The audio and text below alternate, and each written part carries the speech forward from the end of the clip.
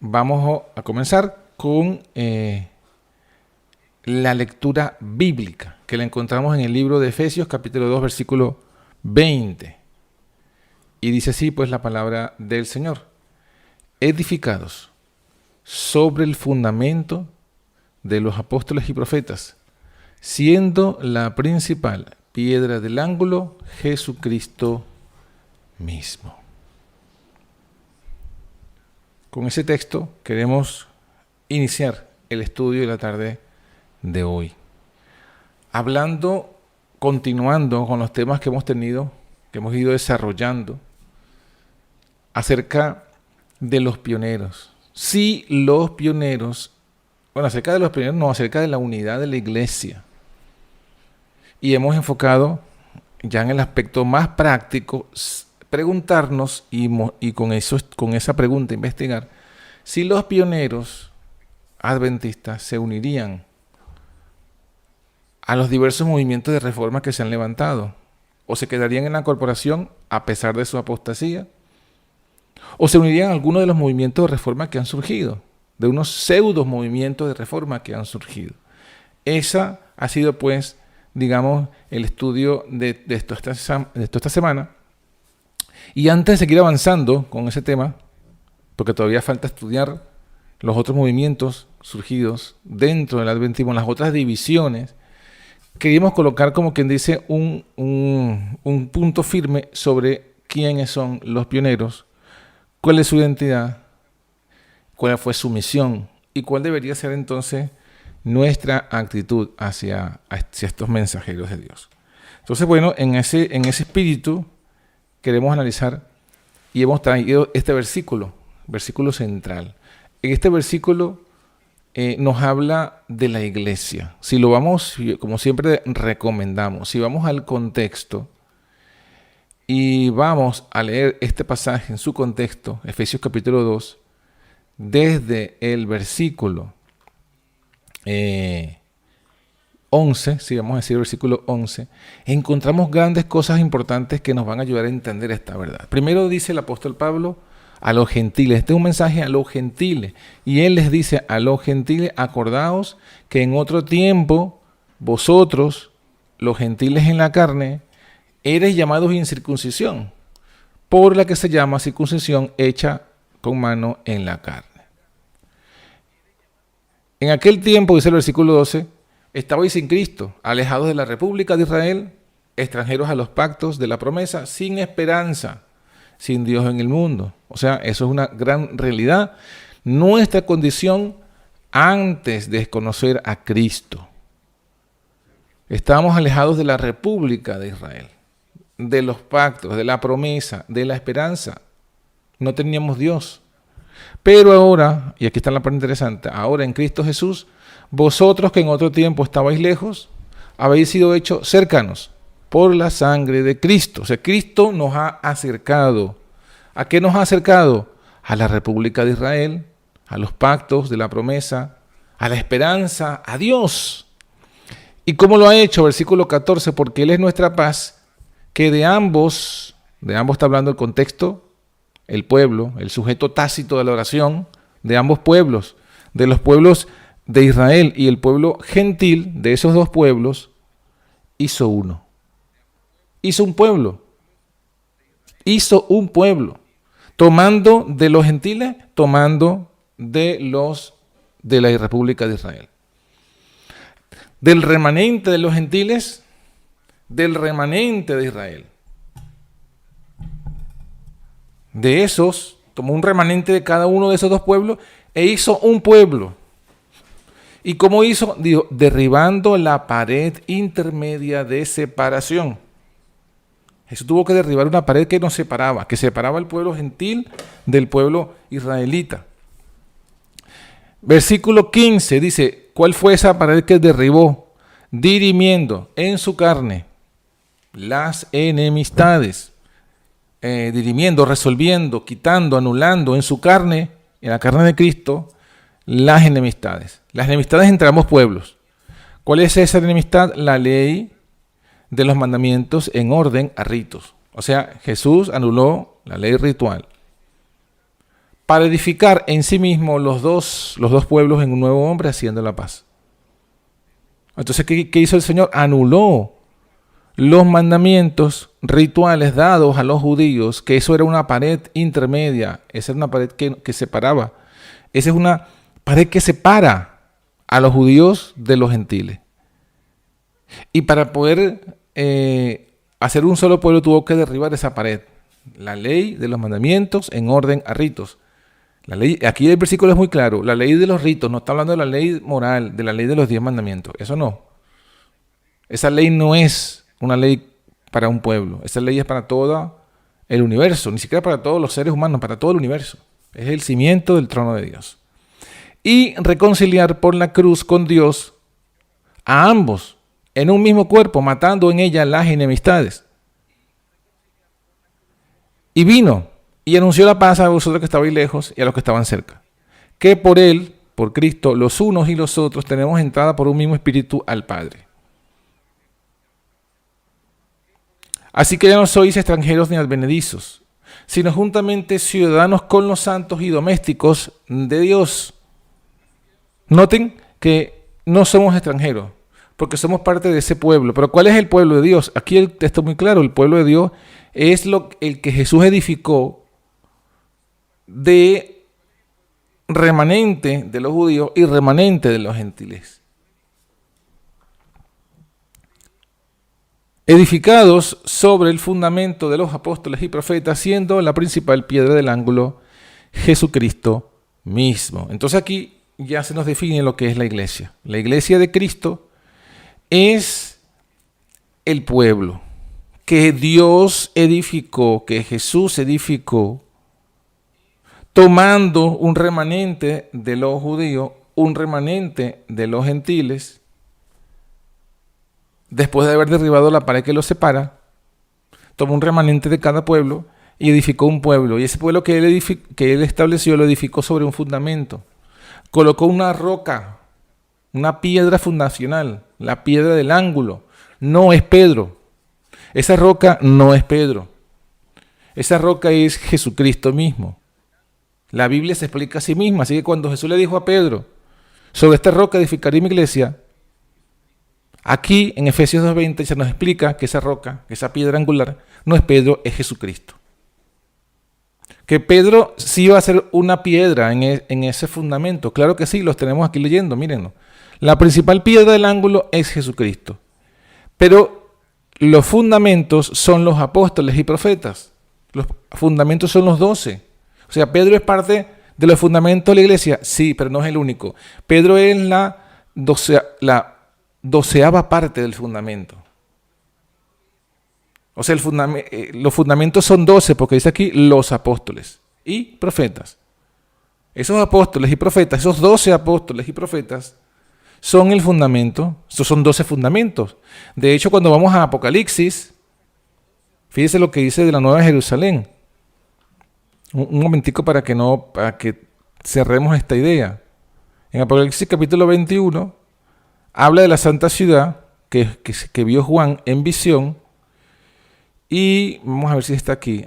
Luego en el versículo 9 ve la Nueva Jerusalén. El ángel lo lleva a que la vea, a esos fundamentos.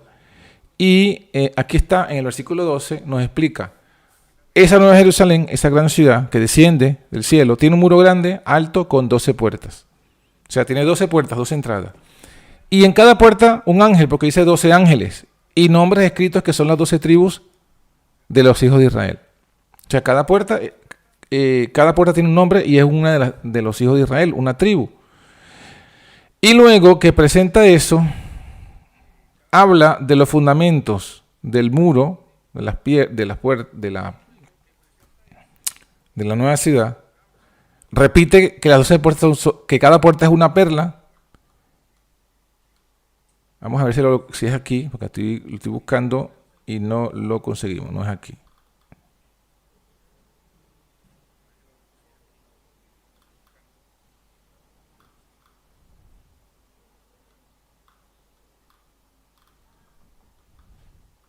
No, sí, es aquí, pero lo había saltado. Aquí en el versículo 14, el muro de la ciudad tiene 12 fundamentos. O sea, la ciudad, que está rodeada por un muro, tiene 12 fundamentos. Y en cada uno de los fundamentos que está escrito, en ellos los 12 nombres de los 12 apóstoles del Cordero. Entonces aquí está lo que hemos leído en Efesios. ¿Quién es el fundamento de la iglesia, de la ciudad? Los apóstoles.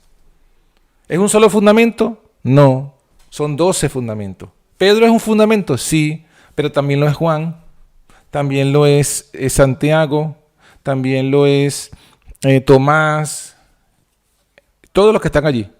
¿Judas es un fundamento? No, Judas no. El nombre de Judas está, en lugar de Judas está el nombre de Matías. Matías es el apóstol número 12, porque Judas se fue por la traición. Entonces en su lugar quedó Matías.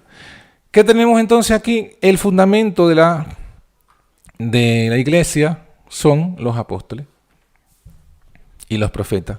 Y la piedra principal de ese fundamento es Jesucristo. ¿Qué somos nosotros? Versículo 21.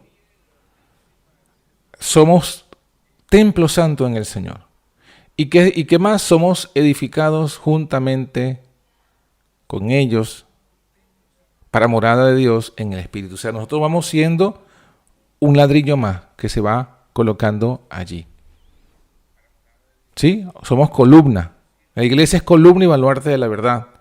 Y especialmente en Apocalipsis capítulo 11, capítulo 3, cuando habla de la iglesia de Filadelfia, justamente dice allí, versículo 12, 3:12, al que venciere yo lo haré columna en el templo de mi Dios, nunca más saldrá fuera, escribiré sobre él el nombre de mi Dios, el nombre de la ciudad de mi Dios, la nueva Jerusalén, la cual desciende del cielo de con mi Dios, y mi nombre nuevo. O sea que tenemos allí, vamos a ser parte de ¿qué? De las columnas, de los muros, pero el fundamento ya está establecido.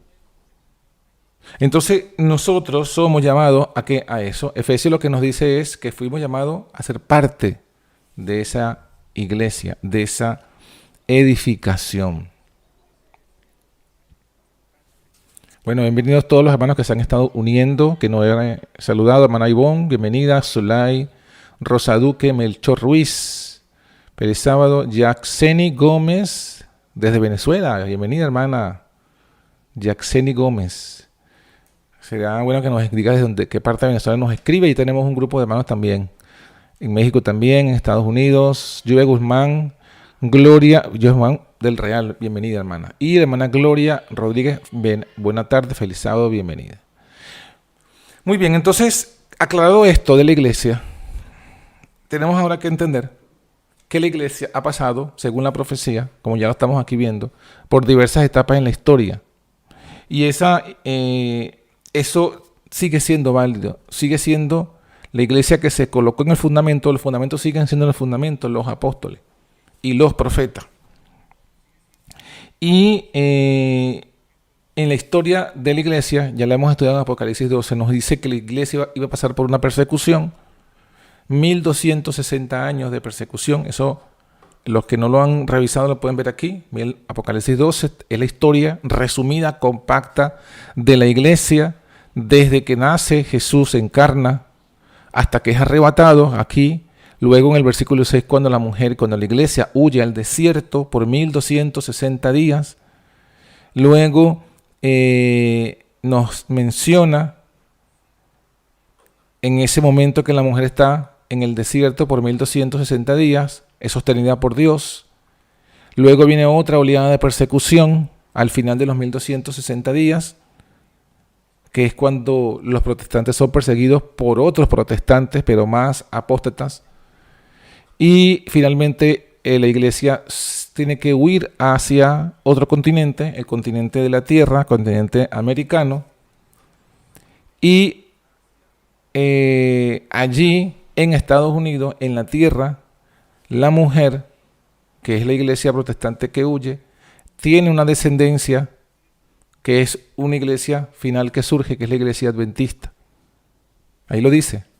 La mujer, el dragón se iró contra la mujer y se fue a hacer guerra contra el remanente de la simiente de ella, los cuales guardan los mandamientos de Dios y tienen el testimonio de Jesucristo. La descendencia de la mujer representa a la iglesia adventista pionera. Y el remanente representa la iglesia adventista pionera remanente del último tiempo, lo que queda. Es decir, nosotros ahora mismo. Pero aquí, hablando de la iglesia remanente, hemos también estudiado que en Isaías, capítulo 58, se menciona la misión. ¿Sí? Se menciona, pero antes de ver la misión, vamos a ir al mismo Apocalipsis donde estábamos, pero en lugar de Apocalipsis capítulo 12, Apocalipsis capítulo 14, que se menciona justamente la identidad de los pioneros. ¿Quiénes son? Y se menciona su misión. Fíjense, aquí dice en el versículo 6, vi otro ángel volar por en medio del cielo que tenía el evangelio eterno para predicarlo a los que moran en la tierra, a toda nación, tribu, lengua y pueblo. Diciendo en alta voz, temed a Dios y dale honra, porque la hora de su juicio ha llegado, y adorad a aquel que ha hecho el cielo, la tierra, el mar y las fuentes de las aguas. ¿Qué representa esto? Representa, aquí lo dice, otro ángel, conocido como el primer ángel. ¿Quién es ese primer ángel? Ese primer ángel representa a la iglesia adventista. Pero en este caso, el primer ángel es la iglesia adventista del primer día. ¿Por qué sabemos eso? Porque se refiere a un mensaje que está predicando y que está hablando de viene la hora del juicio. Es la predicación que hace Guillermo Miller con todos sus colaboradores. Entonces, Guillermo Miller y todos los colaboradores y todos los que creyeron en ese mensaje se conocieron como los Milleritas o como la iglesia o como los adventistas del primer día. Y ellos vienen a ser ese primer ángel. Ese movimiento religioso viene a ser el primer ángel. Y evidentemente, los ángeles, que son los movimientos religiosos, están liderados siempre. Dios coloca líderes. A cada movimiento religioso no viene sin líderes, porque Dios escoge líderes. Desde el momento que vemos allí cuando saca la primera congregación, Abraham, saca a Israel, era el pueblo de Israel, viene liderado por Abraham, luego por Isaac, luego por Jacob y luego por los 12 hijos de Jacob. Luego, cuando saca a Israel, al pueblo de Israel de Egipto, es liderado por Moisés, por su hermano, inclusive María. Luego vienen los 70 ancianos. Y así en cada etapa de la historia, la misma iglesia cristiana, son dos pueblos que se convierten en uno y están liderados por los apóstoles. Los apóstoles colocaron luego los diáconos, los ancianos. Entonces que siempre ha habido un orden en la iglesia del Señor. En este caso de la profecía, de ese remanente final, o ese remanente casi final, vamos a decirlo así, la descendencia de la mujer, que es la iglesia adventista, comienza con un movimiento predicando un mensaje, pero está liderado ¿por quién? Por Miller y sus colaboradores. Ellos son entonces ese primer ángel y su misión fue dar este mensaje. La hora del juicio ha llegado. En el versículo 8 está el segundo ángel, que viene a ser otra etapa de ese mismo movimiento, que es cuando los adventistas del primer día, mejor dicho, propiamente en este versículo 8 es cuando corresponde mejor al nombre de adventistas del primer día. ¿Por qué? Porque el mensaje del segundo ángel dice, ha caído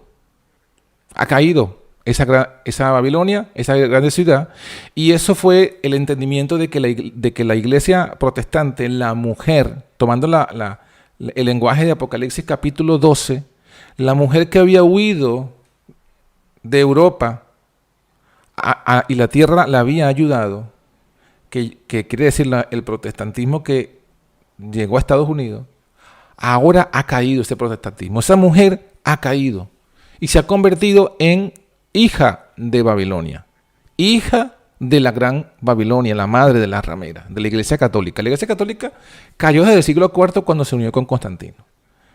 Entonces el remanente, como ya lo vimos en Apocalipsis 12, así de paso rápido, era la Iglesia protestante, que sale de Europa y se asienta en Estados Unidos. Pero aquí ha caído.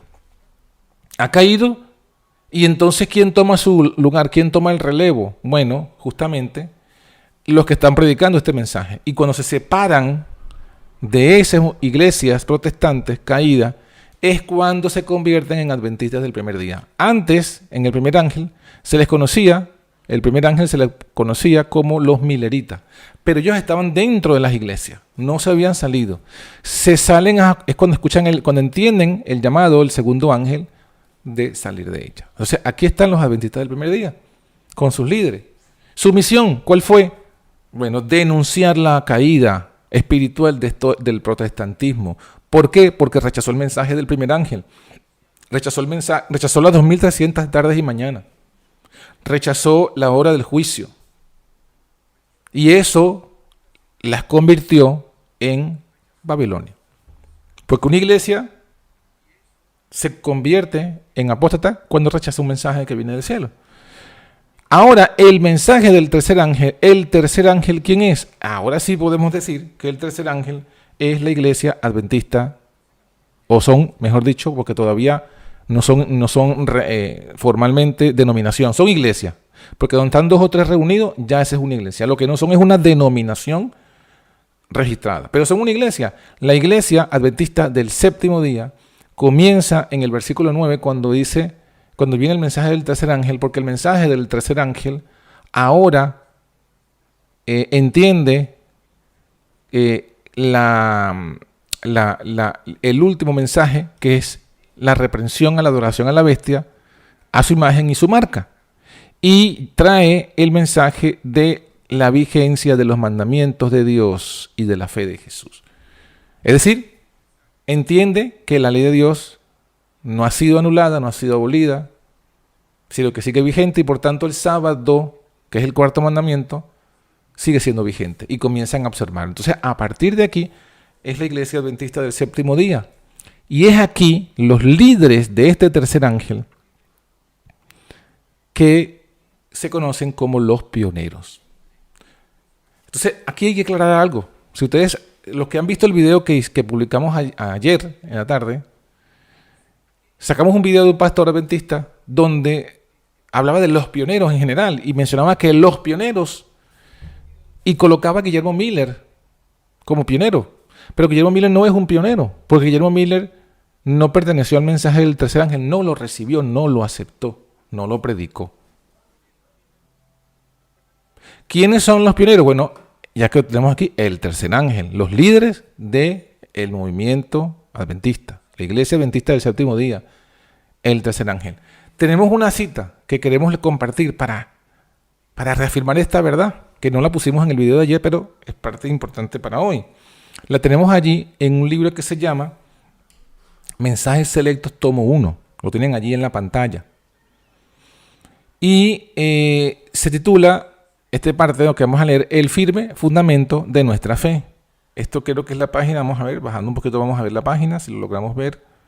La página 241. Mensajes Selectos, tomo 1, página 241. Y lo que dice es lo siguiente: muchos de nuestros hermanos no comprenden cuán firmemente han sido establecidos los fundamentos de nuestra fe. Ahí está. Primero dice que no se comprende, no comprendemos cómo se establecieron los fundamentos de nuestra fe, lo que nos hace adventistas del séptimo día. Y aquí no hace una lista, comienza haciendo una lista, y estos son los pioneros. Mi esposo. ¿Quién es su esposo? Jaime White. Segundo, el pastor Ian Edson. Perdón. Me salté una línea. Mi esposo, o sea, Jaime White. Mi esposo, el pastor José Bates. El padre Pierce. El pastor Ian Edson. Y otros. No menciona por nombre, pero dice otros. Lo deja allí en plural. Otros que eran perspicaces, nobles y leales, se contaban entre los que, después de pasar la fecha de 1844, escudriñaron en procura de la verdad como quien busca un tesoro escondido. ¿Está Guillermo Miller en esta lista? No.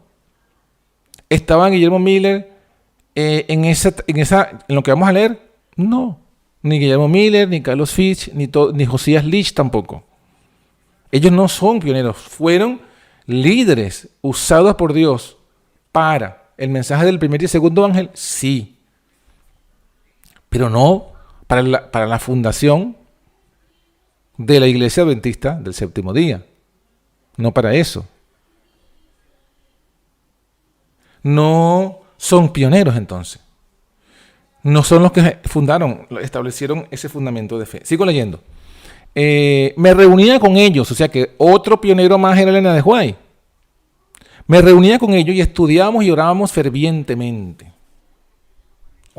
Estudiábamos y orábamos fervientemente. Yo quisiera ver esto en muchos de los predicadores de hoy día, en muchos de los líderes y pastores adventistas que se jactan, ¿no?, de saber más que los pioneros. Si ellos han hecho estudios bíblicos así con ese fervor. No lo han hecho. Lo que hacen es leer y repetir lo que otros han investigado. Muy bien, me reunía con ellos, estudiábamos y orábamos fervientemente. Con frecuencia permanecíamos juntos hasta tarde en la noche y a veces pasábamos toda la noche orando en procura de luz y estudiando la palabra. O sea, esa era una verdadera vigilia, porque la vigilia o son de oración solamente, como la que hizo Jesús antes de ser entregado, o como esta que está aquí mencionando, que son procurando la luz, estudiando la palabra. ¿Sí? Esa es la verdadera vigilia. Vez tras vez, estos hermanos se reunían para estudiar la Biblia a fin de que pudieran conocer su significado y estuvieran preparados para enseñarla con poder. O sea, vez tras vez, no fue una vez, no fue dos veces, fueron varias veces que se reunían. ¿Para qué? Para comprender la verdad, para entender por qué fue el chasco y entender por qué Jesús no vino y entender qué es lo que era la responsabilidad de la iglesia entonces en ese tiempo que queda.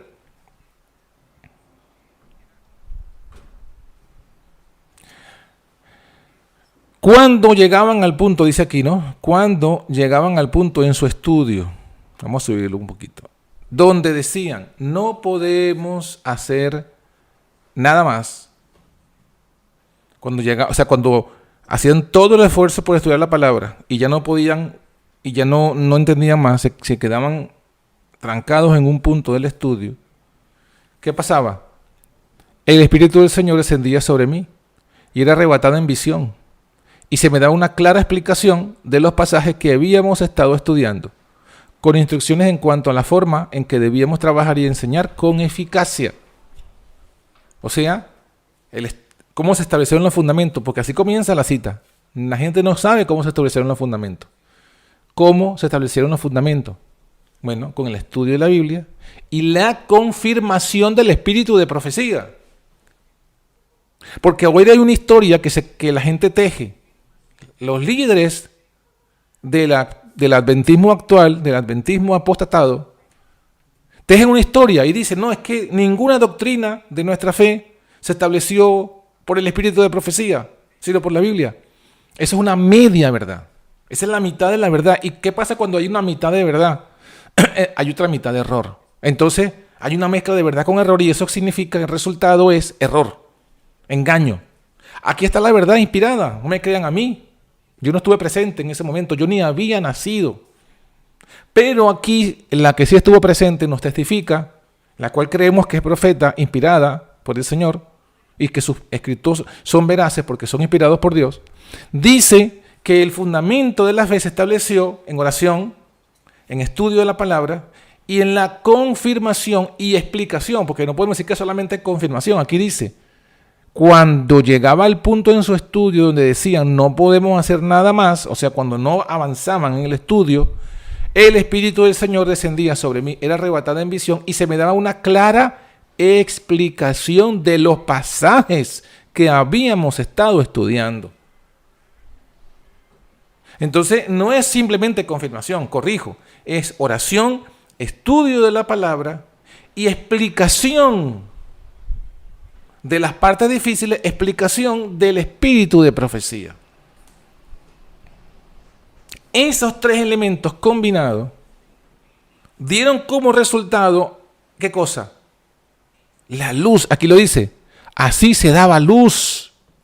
Así se daba luz que nos ayudaba a entender los textos acerca de Cristo, su misión y su sacerdocio. Una secuencia de verdad. Es más, yo voy a colocarlo aquí esto. Así se daba luz. Esto hay que colocarlo en amarillo. Esto hay que colocarlo en amarillo. Y otra palabra, secuencia de verdad. Miren, ¿qué fue el resultado de eso? Luz.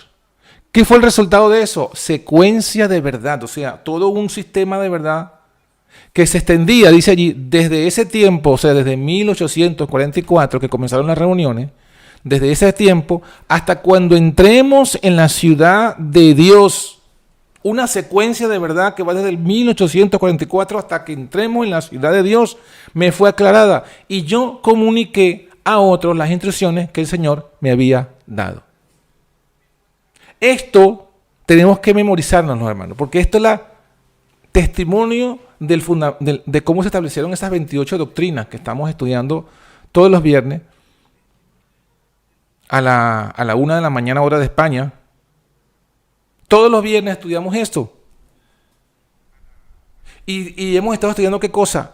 Las 28 doctrinas adventistas originales, las que vinieron de esta forma, por oración, por estudio de la palabra y por explicación del espíritu de profecía. Esto fue, primero aquí se nos dice quiénes son los pioneros, los que estuvieron en estas reuniones. Esos son los pioneros. Guillermo Miller, repito, no era un pionero.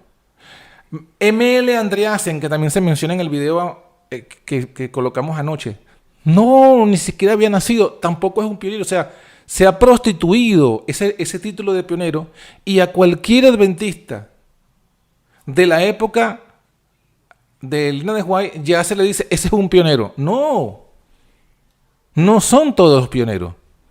Pioneros son como los apóstoles. Los pioneros son como los apóstoles. Vamos a ver esa parte, que ahora sí vamos a ir a la Biblia. A Isaías, y vamos a leer Isaías capítulo 58. Isaías capítulo 58 nos dice, nos habla de esto. Isaías 58, mire lo que dice. Bueno, todos los que conocen este capítulo comienza hablando del ayuno de Dios, el verdadero ayuno. Luego habla del resultado del verdadero ayuno. Nacerá tu luz como el alba, tu salvación se dejará ver pronto. Otra ocasión les comentamos todos los detalles de esto, pero esto tiene que ver con Apocalipsis 18, la gloria del Señor, Apocalipsis 18, y que Dios va a escuchar las oraciones. Y luego miren lo que menciona, versículo 12, 58, 12. O sea, este capítulo es una profecía que se refiere al movimiento adventista del séptimo día. ¿Por qué? Miren lo que dice. Edificarán los de ti los desiertos antiguos, los cimientos de generación y generación levantarás. Y serás llamado reparador de portillos, restaurador de calzadas para habitar. Si retrajeres del sábado tu pie, fíjese que está hablando del sábado, de hacer tu voluntad en mi día santo, al sábado llamaréis delicia, santo, glorioso de Jehová, y lo venerares no haciendo tus caminos, ni buscando tu voluntad, ni hablando tus palabras. Entonces te deleitarás en Jehová, yo te haré subir sobre las alturas de la tierra, te daré a comer la heredad de Jacob tu padre, porque la boca de Jehová lo ha hablado. Pero entonces, ¿qué está diciendo de la iglesia adventista pionera y sus líderes? ¿Cómo los identifica aquí? Como reparador de portillos, restaurador de calzadas para habitar. ¿Por qué? Porque el objetivo, y aquí vamos con la misión, ya identificamos quiénes son los pioneros. Son los líderes del tercer ángel. Y ya vimos los nombres que están enumerados, con nombre y apellido, para que nadie se meta en esa bajo este título. Ya lo vimos, la identidad. Ahora, la misión. Bueno, además de que la misión es dar el mensaje del tercer ángel, Isaías 58 nos amplía que esa misión consiste en ser llamado reparador de portillos, restaurador de calzadas. O sea, hay un portillo que estaba roto. ¿Cuál es el portillo que estaba roto? Bueno, el sábado. El sábado, porque el anticristo le quitó el sello a la ley, abrió un hueco allí, quitó un cimiento que es el día sábado, cuando cambió la ley, según sabemos por Daniel capítulo 7, versículo 25, que el anticristo, que es el cuerno pequeño, cambiaría o pensaría en cambiar los tiempos y la ley. Cuando cambió los tiempos de la ley, ¿cuáles son los tiempos de la ley? En la ley hay un mandamiento solo que habla de tiempos, que es el sábado. Entonces, está hablando del cuarto mandamiento. Ese fue el hueco que hizo allí en el portillo. ¿Y para qué fueron levantados entonces los pioneros? Para restaurar, para reparar la verdad original. ¿Cuál verdad original? La apostólica. El fundamento de los apóstoles y profetas. El fundamento de la iglesia. O sea, Dios permitió que por 1260 años, inclusive más, porque primero vino la apostasía y después vino el hombre de pecado. Pero durante todo ese tiempo, como ya lo había profetizado Daniel 8, la verdad había sido echada por tierra. El cuerno pequeño, según Daniel 8, echaría por tierra la verdad y el santuario. Eso es lo que dice. Pero justamente la profecía misma dice, hasta 2300 días de tarde de mañana, y el santuario será purificado. Y la verdad del santuario será restaurada. ¿Por qué? Porque cuando ellos estudian el santuario y se dan cuenta que hay un santuario celestial que es el original del cual Moisés hizo la copia, y se dan cuenta que en el santuario celestial está el original de la ley de Dios, esa ley que Dios escribió en tablas de piedra y que dio a Moisés y que la colocaron dentro del arca, entendieron que eso era una semejanza de lo que está en el cielo, que en el cielo está las verdaderas tablas del pacto, las originales. Y dijeron entonces, el sábado sigue estando vigente, nunca hubo ningún cambio de la ley. Entonces, la verdad del sábado, restaurada, los llevó a la verdad de la ley, restaurada, y esa verdad de la ley los llevó a la verdad del sábado. Y la verdad del sábado los llevó a conocer el Dios verdadero, que no es una trinidad. Por eso es que en los primeros días, después del chasco y después de estos estudios que hemos estado leyendo, esta cita que hemos leído, que nos dice que ellos estuvieron estudiando, comienzan a enseñar del Dios verdadero. Si usted analiza analice todas las citas de los pioneros sobre el tema del Dios verdadero, y se va a dar cuenta que la primera vez que hace referencia, y lo hace Jaime White, y lo hace en 1846, justamente, mientras va descubriendo lo del sábado, también lo encuentra relacionado con el Dios verdadero. Porque son verdades que están entrelazadas. Entonces, ¿qué estaban haciendo ellos? Esto mismo, restaurando las verdades apostólicas, porque al final la verdad de juicio la predicó Cristo y la predicó Pablo. Es una verdad apostólica. La verdad del santuario celestial es una verdad apostólica. ¿De dónde la aprendieron los pioneros? Del libro de Hebreos. Porque ahí es donde dice que Jesucristo es ministro del verdadero santuario. Entonces, esa es una verdad apostólica, el santuario celestial. Las 2300 tardes y mañanas también, porque es algo porque Jesús le dijo a los discípulos, en Mateo 24 está, estudien lo que dice el profeta Daniel sobre la abominación asoladora. ¿Y eso está dónde? Eso está en Daniel capítulo 8, que habla del santuario celestial, el del cuerno pequeño y las 2300 tardes y mañanas. Y en Daniel capítulo 9, ahí está en la abominación asoladora. O sea que las 2300 tardes y mañanas es una verdad apostólica. Es más, cuando Jesús predicó, el tiempo se ha cumplido, arrepentidos y creed el Evangelio, se refería a la profecía de Daniel 9, que es una continuación de Daniel 8.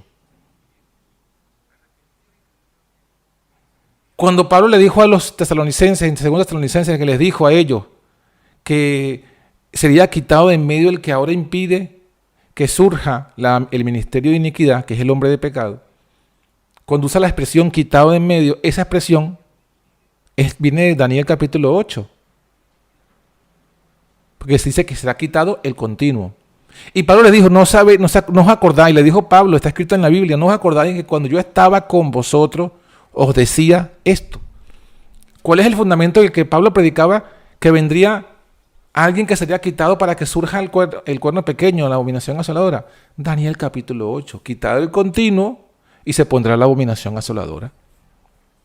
Esa es otra verdad apostólica. Todas esas verdades apostólicas no la tenían los protestantes porque justamente el papado había hecho su obra de encubrir la verdad.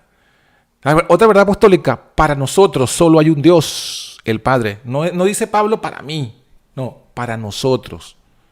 Si hay un credo de los apóstoles, eso es 1 Corintios capítulo 8, versículo 6, porque es donde Pablo habla en plural, como apóstol y dice para nosotros, como apóstoles, como iglesia, no hay más que un Dios, el Padre y un Señor Jesucristo.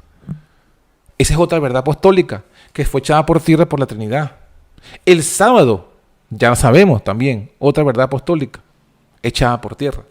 Entonces, todos los pioneros fueron llamados reparadores de portillos, restauradores de calzadas para habitar. Y por eso aquí se le da ese título.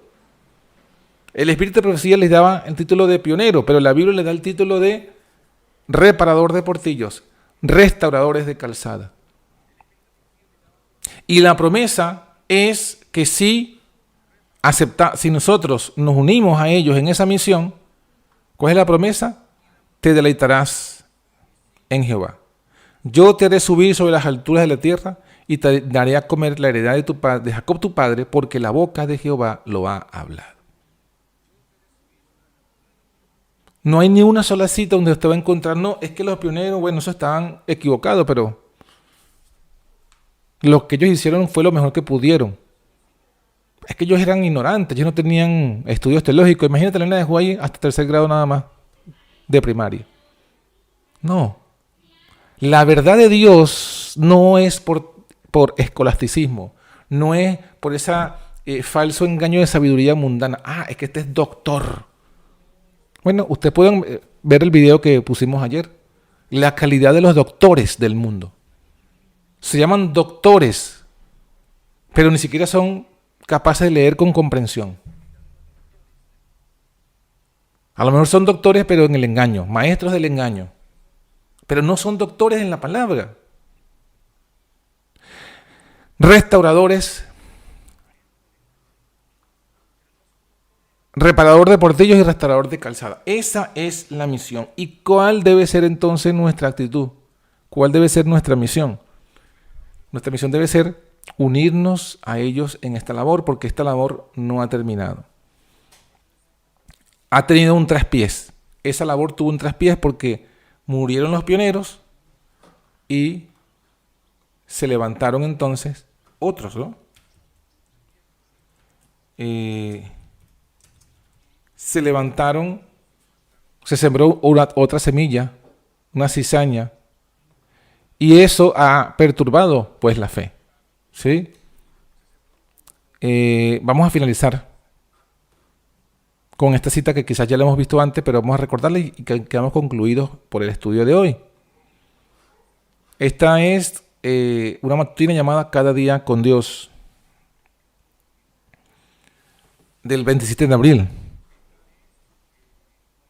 Y dice lo siguiente: los mensajes que Dios me ha dado han sido comunicados a su pueblo tanto mediante la palabra hablada como en forma escrita. De ese modo mi obra ha sido doblemente asegurada.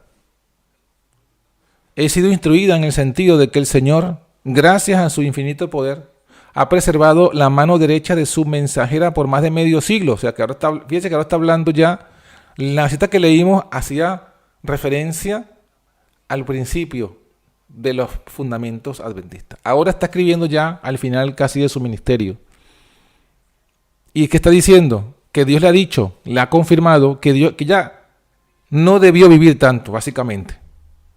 Que ya no debía, en su vida natural no iba para vivir tanto. Pero Dios le preservó la mano, le preservó la vida. Acuérdense que ella era muy enfermiza. Sin embargo, fíjense, por más de medio siglo, más de 50 años, a fin de que la verdad sea escrita a medida que Él me pida que la escriba, para publicarla en periódicos y libros. ¿Por qué? Se pregunta. Aquí está la respuesta. Porque si no se la escribiera, cuando mueran los pioneros, habrían muchos nuevos en la fe que aceptarían a veces como mensaje de verdad enseñanzas llenas de opiniones erróneas y engaños peligrosos. Yo no encuentro, hermano, citas que me digan, mira, los pioneros tenían muchas cosas erradas, pero en el futuro vendrán nuevos hombres estudiados, teólogos, escolásticos, doctores en teología, que van a corregir los errores de los pioneros. Yo no encuentro cita así, encuentro cita más bien al contrario, que dice esto, que más bien los nuevos que vendrían, los nuevos doctores y nuevos profesores y nuevos teólogos, esperarían que los pioneros mueran y entonces llenarían de opiniones erróneas y engaños peligrosos a la iglesia. Eso, citas como esas sí encuentro. A veces lo que los hombres enseñan como luz especial es en realidad un error falaz, que como la cizaña sembrada entre el trigo producirá una funesta cosecha. Ahí está el significado de la parábola del trigo y la cizaña. Esto hay que tener mucho cuidado, mucho miedo. No, que esta es una nueva luz. Nueva luz. Ese es el argumento de los apóstatas. Ese es el argumento de los que quieren cambiar, de los que quieren favorecer el cambio de doctrina. Ese es el espíritu y el argumento de la apostasía omega. Entonces, aquí se nos está diciendo que más bien justamente lo que vendría sería una apostasía. Y por eso Dios le insistió a ella que escribiera. Para que quedara establecido, esta es verdad. ¿Cuál verdad? El testimonio de Cristo. Porque si decimos que el espíritu de profecía es el testimonio de Jesucristo, si eso es lo que creemos, en la práctica eso significa, mis hermanos y hermanas, que esto que acabamos de leer es el testimonio de Jesucristo. O sea, esto es Jesucristo dándonos un testimonio. ¿Cuál es el testimonio que nos está dando Jesucristo?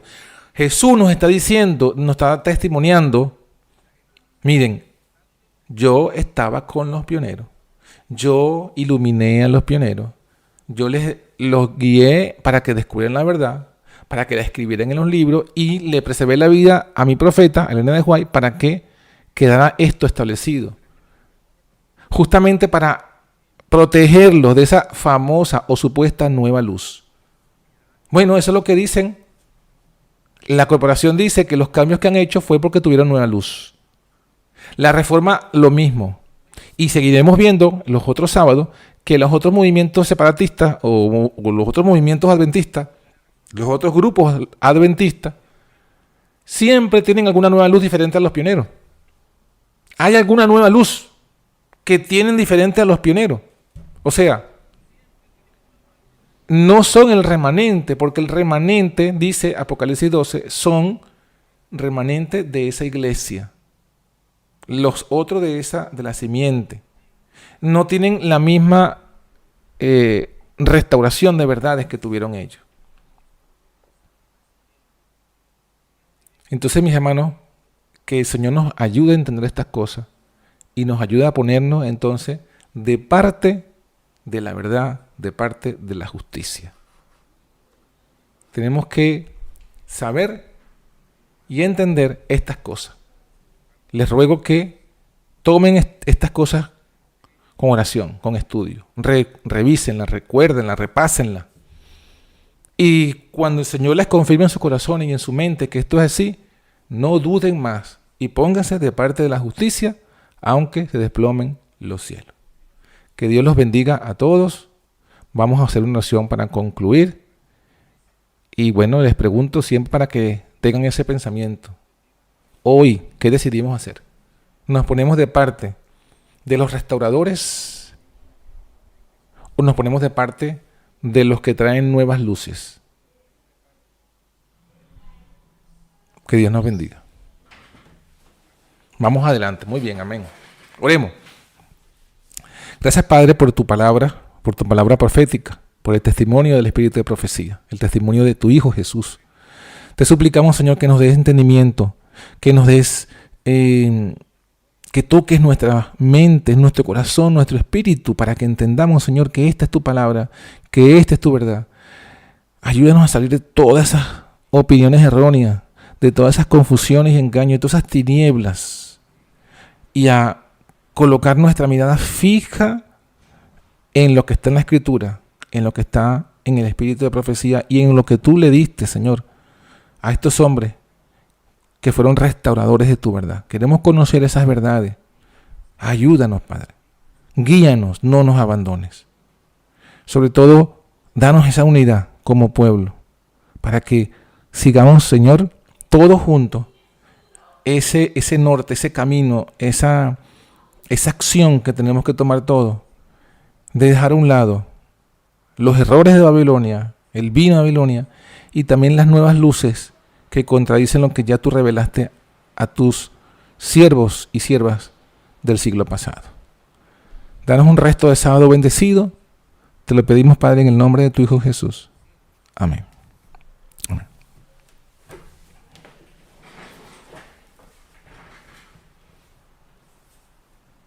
Amén. De parte de la restauración. Amén. Gloria a Dios. Así es. Adelante. Vamos adelante. Dios les bendiga. Feliz resto de sábado a todos.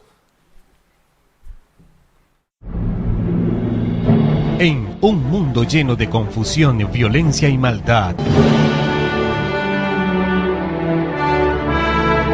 hoy sí puedes tener luz en la oscuridad. Aún sí hay esperanza. Por eso te invitamos a escuchar La Antorcha Profética, donde recibirás la única y verdadera profecía ante este tiempo final. Entérate de lo que realmente debes hacer para salir victorioso sobre Babilonia, la bestia, su imagen y su marca. La Antorcha Profética. Porque en este tiempo de oscuridad somos bendecidos al poseer la palabra profética más segura, la antorcha que alumbra el lugar oscuro hasta que el día esclarezca y el lucero de la mañana salga en nuestros corazones. La Antorcha Profética, conducido por John García.